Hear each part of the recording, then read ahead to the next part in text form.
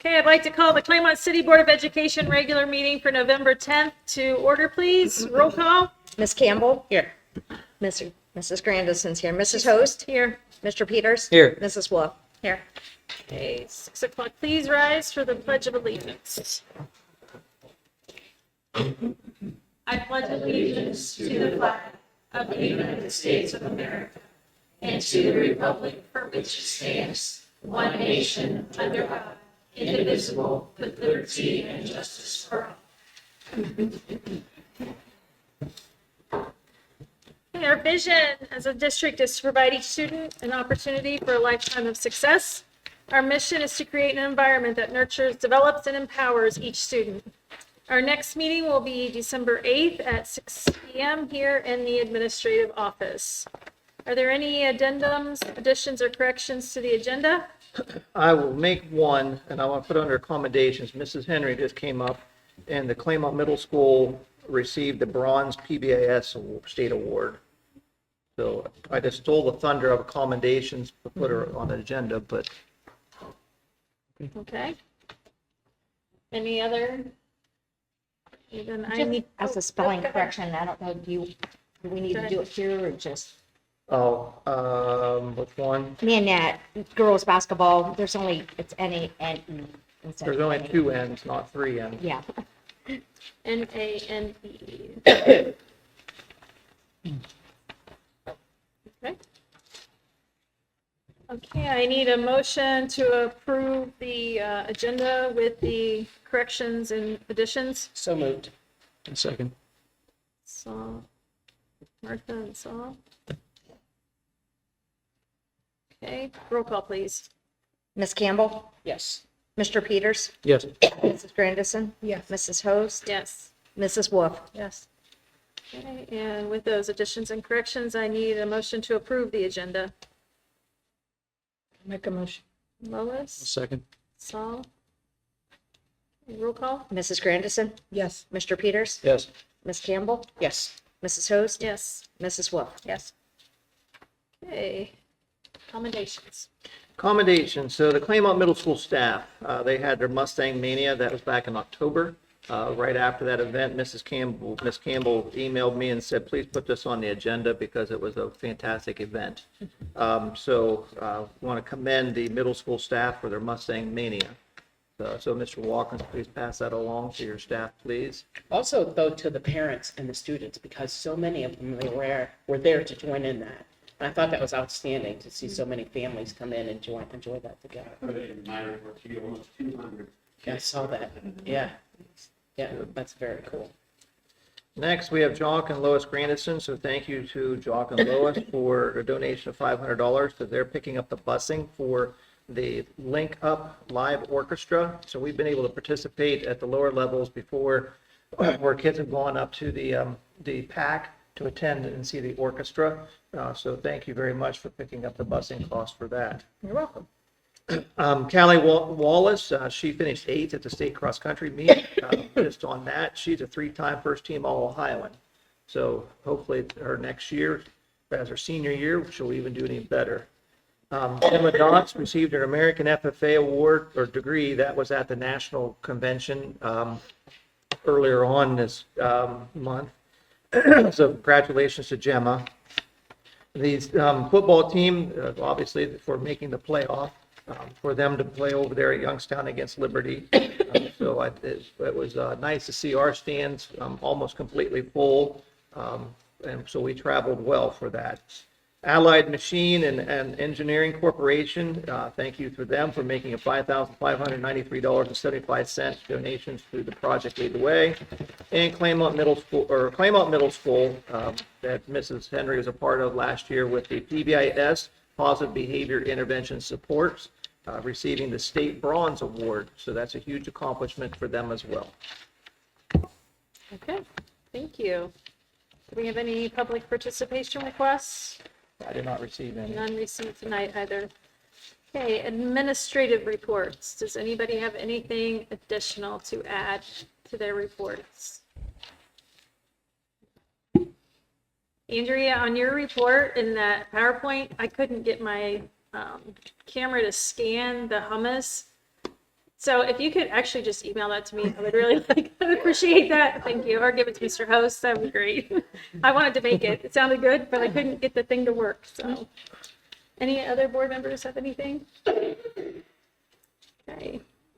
Can I add in on Sure. the, Mayor Zukel emailed last week, and just wanted to send some information to us regarding, to me, and I copied the school board in, but just letting us know, because he's talked at the chamber meeting here, when we have our bi-monthly meetings, about the population of Yurksville. It's concerning to him. We take a look at our school enrollment and they say they're declining with student enrollment. Well, he showed some figures here and saying this is why we're declining in our enrollment. Our population right now is at 5,155. He's worried of losing city status, is why he's mentioning this. So they have union contracts for their fire and their police. Those would not be part of a city anymore. So it would go to a village. He said 68% of the Yurksville town is rental properties. And so he was just making just a point of emphasis and saying, we were originally at, 5,155 was where we last were, but he had a couple other ones. He said it's 5,088. He just basically saying this next census in 2030 is not going to be great for the city of Yurksville, probably to keep their status as a city. So probably go to a village. What does that do to us as a school? Other than maybe becoming an exempted village or a local school, nothing on that part. But we're already making decisions based upon our enrollment. But he felt he wanted to make sure that we had this information as we do move forward with anything. So. Thank you for sharing that. You're welcome. Any board discussion items or new business? Okay, treasurer's report and recommendations. You want to do your presentation? Okay.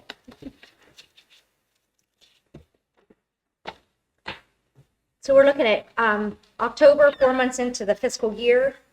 Revenues are slightly higher on budget. We're looking at 33%. We're at 33.81%.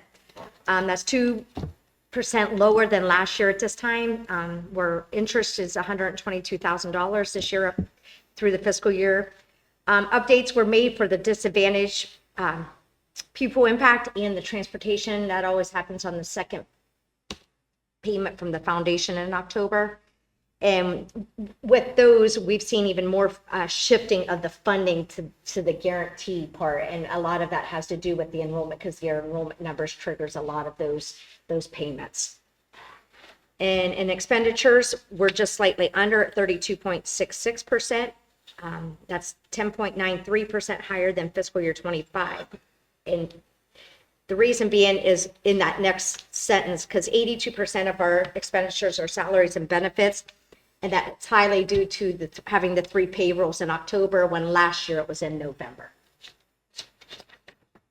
So total revenues in the general fund for the fiscal year is just over $8 million, with expenses at $7.4 million.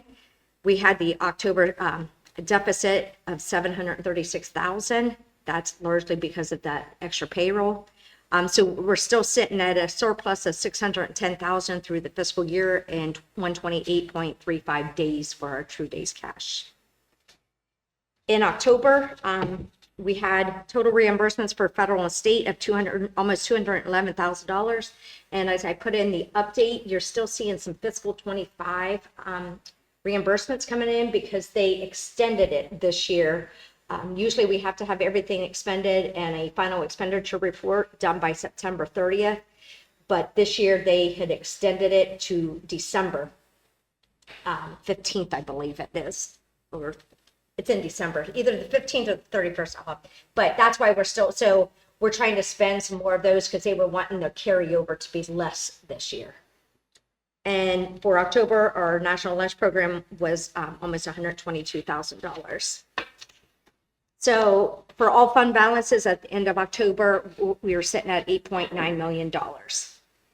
And then the last couple of slides, I just wanted to make sure we kept you up to date on some of the House bills, especially the property tax ones that are going through. these four that I'm going to talk about have passed this House, and they're in the Senate now, and they're sitting in the Senate City Committee. That wasn't that what it's called. Senate Local Government Committee. So House Bill 186. So that has to do with the property tax credit and the 20 mil floor. It caps your growth for districts at the 20 mil floor to inflation. And so what that does to the formula is districts will have a capped local revenue while still being treated as if they have full valuation in the formula. So if you remember back when we would talk about the formula, there's a local share and a state share. So we're talking about this local share. So when they update the local share, they're going to say we got full valuation of our property, but on the local level, they're capping us of what we can receive from that. So it makes the district appear wealthier than what they are, reducing the state share of aid and creating a double loss, a loss on the local revenue and a loss on the state funding. House Bill 335 talks about inside millage. It caps the growth in the inside millage to that inflation, that GDP deflator. So modest growth districts see the modest growth that the districts see from the inside millage helps extend levy life cycles by capping that growth, particularly for the districts not on the 20 mil floor. Now that's not us, because we're on the 20 mil floor. This bill accelerates how soon and how often districts will have to go back to the ballot. House Bill 129 is fixed sum and emergency levies. This one there again doesn't affect us because we don't have emergencies or substitutes, but I just wanted to make you aware. So emergency levies that were approved before January 1st of this next year may be renewed only once. And it can only be renewed for a 5-year period and at a fixed sum. But if you had one that was approved before that September 29, 2013, there was always a 10% rollback and a 2.5% owner occupancy credit that we receive from the state.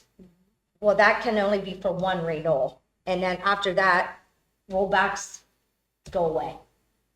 So districts are losing money that way too. We don't have any emergency. No.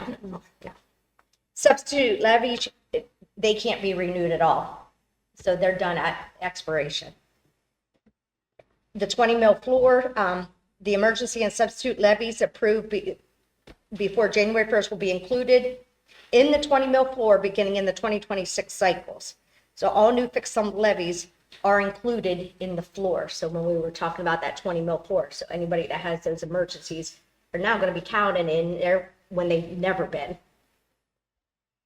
So by prohibiting the renewal of these levies that qualify for the 12.5% rollbacks, future levies will be paid entirely by local taxpayers. So they're increasing the taxpayers' share again.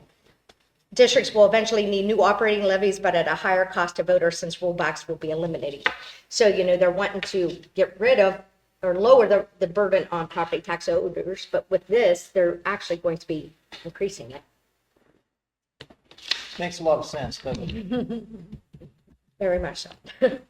House Bill 309, the County Budget Commission Authority, gives them the authority to reduce any voter-approved levy except if it was passed for a debt, if they deem it unnecessary or excessive. And then they defined unnecessary revenue beyond anticipated needs after considering balances and other resources. So they don't want you to have a piggy bank of money. It's just an excess of revenues exceeding what's required for statutory service obligations. So limitations, new levies cannot be reduced for the first 5 years. They can't reduce it below the 20 mil floor unless it's requested by the district. And a public hearing is required before any of the reductions. So bottom line of this, it allows the county budget commissions to override voter-approved levies in the fiscal decisions of elected school boards. So they're taking that away from us and giving it to them. And the budget commission is the county auditor, the county treasurer, and the county prosecutor. So they're just asking, and I just saw today, they're wanting you to urge legislators to restore these original formula adjustments and emphasize the long-term impact. This Senate Local Government Committee is supposed to be hearing testimony and stuff. I believe it's by tomorrow or starting Wednesday. So testimonies are supposed to be in by 2:00 tomorrow. So, but if anybody would like to reach out, Landis, which is from our district, is on that committee. That's my report. Okay. Thank you. Any questions or discussion? No, just that I saw a couple of state legislators speaking on television over the weekend and said, it's not really an issue for the schools. They have all kinds of money. I'd like to know what school he's talking about because it is not us. It's just, yeah, no, 2 or 3 of them said they've got schools who have plenty of money. I don't know what world they're living in, but it's not reality. So it's sad. Yeah. It's very sad. I will take a motion and a second to approve the treasurer's items. So moved. Martha? I'll second it.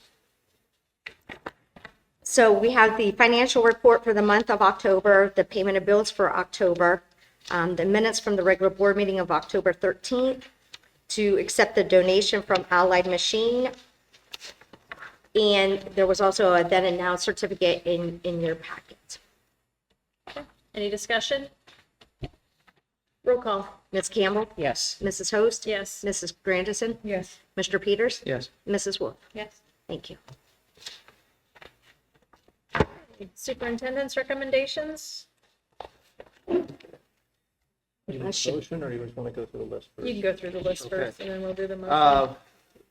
Jennifer Volick has effectively resigned October 16th. We have Rebecca Gray, intermediate custodian. She will be on a 1-year limited contract with a 90-day probationary period, effective starting the 3rd of November. We have Gabrielle Lewis, who's backed by Mrs. Whippy. So if she stays around long enough, we can say hello to her and welcome her. She effectively starts on the 17th. And Elizabeth Garbrandt, educational aide, she'll be at the high school, then she'll start the 17th as well. We have some tuition reimbursements for some CEA members from Tammy Reynolds and Haley Puntany. April Nisley has, excuse me, Saturday school monitor at $27 per hour. Marla Miskamum, she's a classified member for the high school on the DLT, and she's paid through Title II funds at her hourly rate. We have some student teachers and some mentors for spring semester. So we have some folks there at the preschool level that you can look at those. Mock trial has an overnight trip on the 9th and 10th of January. The Claymont, approving Claymont City using their buses at the Polar Express is in need of an emergency. So if they break down somewhere in between, and I've been in conversation with our neighbors to our west and further west, and they do the same thing as well. We've done that annually. Appoint Alice Renee Coyle to the public library. And talking with Donna Moody, who's the director of the library, that used to be a 7-year term, but the last year's the state budget came out and cut it to the 4-year terms. So really, or 3-year terms, really shortened that up, and it's kind of enlightened us on a little bit about it, because they're all separate entity, but because they're in our district, we have to appoint their board. So it doesn't make too much sense to me, but that's how it's supposed to work. Resolved to formally adopt the National Institute of Standards and Technology, the NIST Cybersecurity Framework 2.0, and the guiding structures for the Claymont City Cybersecurity Program. We have a treatment or contract for treatment services for the 25-26 school year for Impact School for educational services up to $129 per day. We have 3 board policies. We have alcohol testing for employees. What changed with that is van drivers have to be tested now as well. So that was just before bus drivers. Now it's also van drivers. The grading system has been updated. So kindergarten through 2 has standard-based reporting in it. And we've also changed, we had changed the grading scale for 3 through 12, but we hadn't changed it in policy, so that's now changed. And drug and alcohol testing, the part of that is one, that oral swabs are going to be the primary source of testing. And then if there's a positive test and they have to get a urine sample, it will go to a urine sample. So after we're looking at that, oral swabs will be the first thing that we'll do. And also the counselors will sit down for a discussion with the kids who may test positive, but not doing an assessment as it was written before. We have a couple substitutes, Gabrielle Lewis and Elizabeth Garbrandt, and so that's our list of those items, A through M.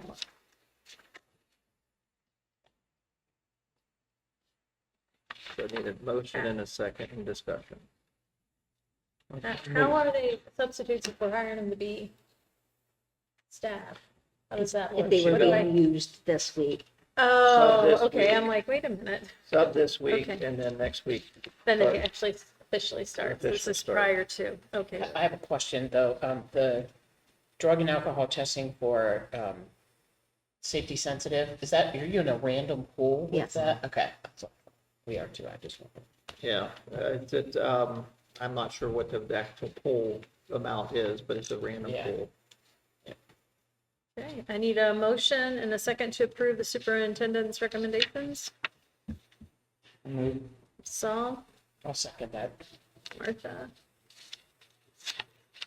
Any more discussion? Roll call. Mr. Peters? Yes. Ms. Campbell? Yes. Mrs. Grandison? Yes. Mrs. Host? Yes. Mrs. Wolf? Yes. And we have some recommendations that came to us from the athletic director, Justin Jones, rescinding the athletic contract for Jalen Holmes. Like what happened there was he had told Justin he was going to coach, but open gyms had started and he's not here, so we have to rescind that contract. He's not coaching. We have some overnight out-of-state wrestling tournaments.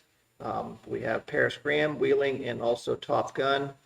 We have the resignation of Murphy White as JV assistant / freshman basketball coach. We have some athletic workers and also volunteers for the 25-26 school year. And going into the athletic supplementals, we have Brennan Wrench for 8th grade because of the Holmes boy not coaching. Murphy White moved up to assistant, and then Kyrie Woody became JV assistant / freshman, and Nanette Cox was only 2 N's for 7th grade. Okay, I make a motion to approve the recommendations. We need a second. So moved. Martha? Any discussion? Roll call. Mrs. Host? Yes. Ms. Campbell? Yes. Mrs. Grandison? Yes. Mr. Peters? Abstain. And Mrs. Wolf? Okay. We have a Board of Education item to authorize the president and the treasurer to enter into a pre-construction stage and design service contract with Beaver Constructors, APG Architects as presented. So I need a motion and a second, please. I'll make that motion. Martha? Lois? Roll call? Ms. Campbell? Yes. Mrs. Grandison? Yes. Mrs. Host? Abstain. Mr. Peters? Yes. And Mrs. Wolf? Yes. I need a motion to adjourn. So moved.